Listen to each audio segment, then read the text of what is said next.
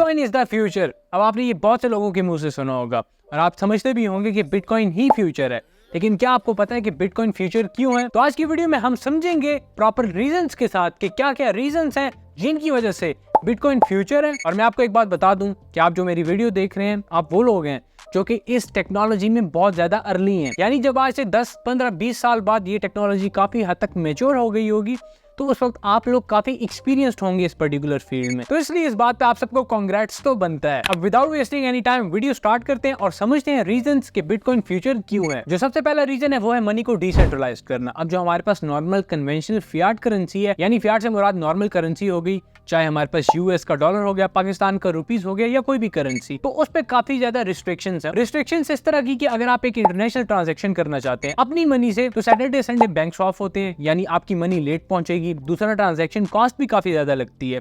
तीसरा ये कि कभी भी हुकूमत चाहे तो आपका जो अकाउंट है वो फ्रीज कर सकती है। अगर आपको एक बड़ी अमाउंट चाहिए और आप अपनी बड़ी अमाउंट बैंक के पास लेने जाएं, तो हो सकता है कि उस पर्टिकुलर टाइम में बैंक के पास वो अमाउंट अवेलेबल ना हो, जो कि मोस्ट ऑफ द टाइम्स आप में से काफियों के साथ हो गया होगा।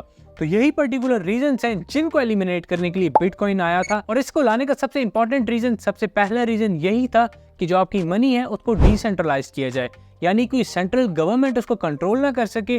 जिस तरह अब हमारे पास फियाट करेंसी में क्या होता है कि कोई भी गवर्नमेंट जितना उनका दिल चाहे वो करेंसी प्रिंट कर सकते हैं, लेकिन बिटकॉइन की केस में ऐसा नहीं है। बिटकॉइन की सप्लाई फिक्स्ड है, जो कि फिक्स्ड ही रहेगी, और इसी वजह से इसकी डिमांड वक्त के साथ साथ बढ़ रही है, जबकि सप्लाई शॉक इसको लगे जा रहा है। बिटकॉइन का फ्यूचर बहुत ब्राइट होने का सेकंड रीजन है डी डॉलराइजेशन।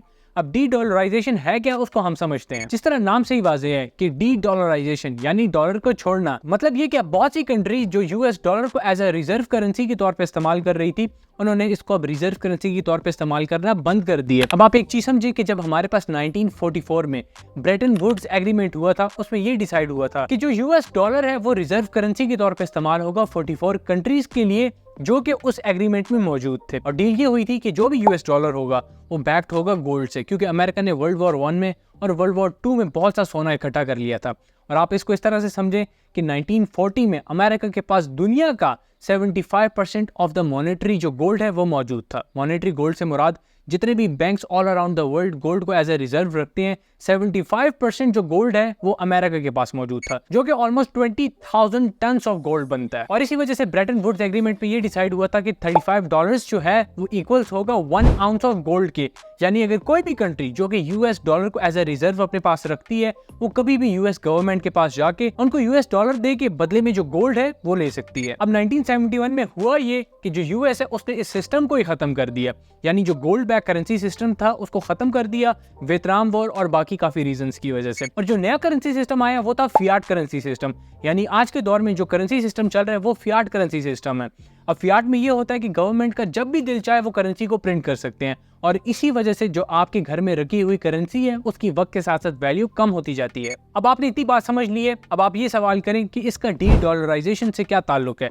तो आप ये समझे कि डॉलर को एज अ रिजर्व करेंसी सिर्फ इसीलिए लिया गया था कि डॉलर को गोल्ड बैक कर रहा है, और अब तो डॉलर को गोल्ड बैक नहीं कर रहा और वक्त के साथ साथ डॉलर की वैल्यू भी कम हो रही है, क्योंकि अमेरिकन गवर्नमेंट का जितना दिल चाहे वो उतने डॉलर्स प्रिंट कर सकते हैं। इस वजह से जो कंट्रीज हैं वो आहिस्ता आहिस्ता जो यूएस डॉलर है उसको छोड़ रही हैं। साथ ही जिस तरह अभी हमारे पास रशिया यूक्रेन वॉर हुई है, और वॉर होते ही जो रशिया के $300 बिलियन थे जो उन्होंने यूएस डॉलर में एज अ रिजर्व रखे हुए थे, वो अमेरिकन गवर्नमेंट ने फ्रीज कर दिए। इसका मतलब है कि कोई भी कंट्री जो कि US dollar as a reserve रख रही है लेकिन अमेरिका के अगेंस्ट जाती है या कोई भी इस तरह का एक्ट करती है, तो अमेरिकन गवर्नमेंट उन पे सैंक्शंस इंपोज कर सकती है, साथ ही साथ उनके जितने भी रिजर्व्स हैं उनको फ्रीज कर सकती है। जिस तरह हमने रशिया के केस में देखा कि $300 बिलियन फ्रीज कर दिए गए। सिमिलर जो सिचुएशन है वो चाइना फेस कर रहा है कि अगर चाइना अपने आसपास की जो नेबरिंग कंट्रीज जैसा कि ताइवान है उसमें इंटरेस्टेड है, और अगर इन फ्यूचर कुछ कर देता है, तो अमेरिका जितनी भी जो चाइनीज यूएस डॉलर्स हैं उनको फ्रीज कर सकता है।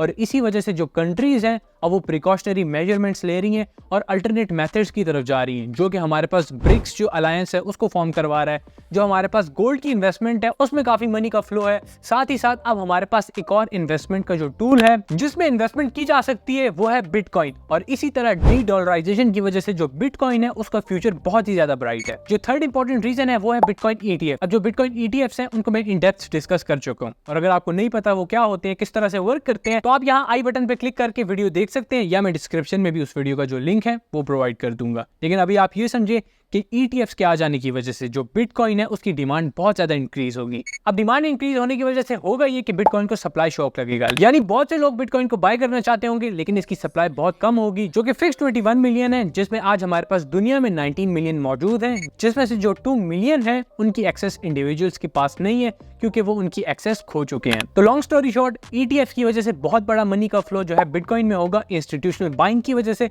और यही इंस्टीट्यूशनल जो बाइंग है बिटकॉइन की प्राइस को बहुत ज्यादा अप्रिशिएट करवाएगी। Last but not the least, एक और रीजन जो कि बिटकॉइन की प्राइस को हमेशा ऊपर ले जाता रहेगा वो है बिटकॉइन हाल्विंग। और बिटकॉइन हाल्विंग को भी मैं इन डेप्थ डिस्कस कर चुका हूँ, मैं सब कुछ ये चैनल पे डिस्कस कर चुका हूँ। अगर तो आपने चैनल अभी तक सब्सक्राइब नहीं किया, चैनल सब्सक्राइब करें और प्लेलिस्ट में जाके आप ये सब कुछ जो है देख सकते हैं। अब हाल्विंग में ये होता है कि जो बिटकॉइन की क्वांटिटी है, जो अमाउंट है जो माइन की जाती है वो हाफ हो जाती है, लेकिन डिमांड तो इसकी कंटिन्यूअसली बढ़ती जाती है। हर 4 साल बाद जो हाल्विंग है उस वजह से सप्लाई शॉक लगता है और जो हमारे पास डिमांड है वो बढ़ती है। और कोइंसिडेंटली हर 4 साल बाद ही हमारे पास यूएस में प्रेसिडेंशियल इलेक्शन होते हैं, जिस वजह से वहां हमें मनी प्रिंटिंग देखने को मिलती है, और वो मनी प्रिंटिंग की वजह से जो मार्केट्स हैं उनमें मनी का फ्लो होता है, जिस वजह से जो हमारे पास फाइनेंशियल एसेट्स हैं उनकी प्राइस बहुत ज्यादा अप्रिशिएट होती है।